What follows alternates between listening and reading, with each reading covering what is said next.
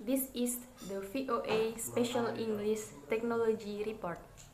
America's video game industry was the winner in the decision by the United States Supreme Court. In late June, the justices rejected a law in California that banned the sale for rental of violent video games to people under 18.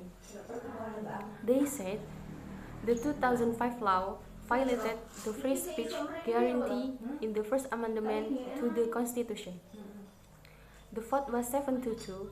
The court decided that video games are protected from of creative expression, like books, plays, and movies.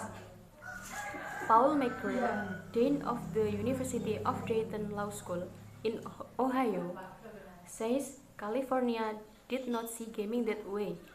The state of California tried to argue that this was not speech. It was more of an activity because children interact and play with the video games, and so it's not traditional speech, like a book or like a magazine.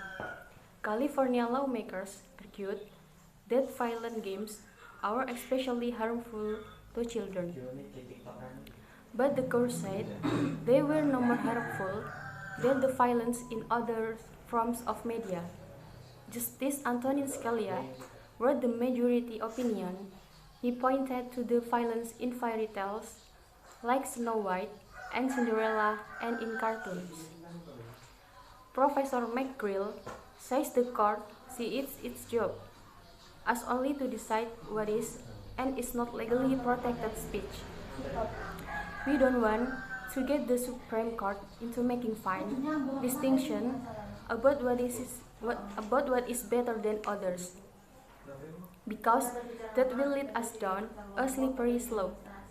Once you start deciding that, what's to stop the government from saying that, for example, Grimm's fairy tales themselves are too violent or that particular books should be banned?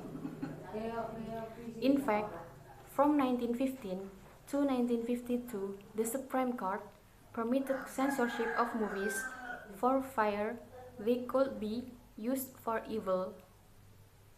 Today, the film and music industries have voluntary rating system, and so does the video game industry.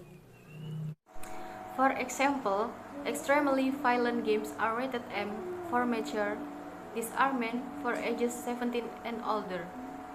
Only 5% of the more than 1,600 games rated last year were rated M.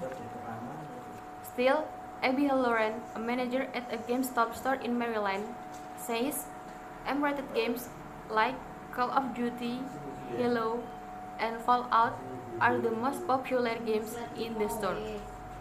She says parents have to give their permission for children to buy M-rated games, but the majority of the time when we tell them what's in it, they don't.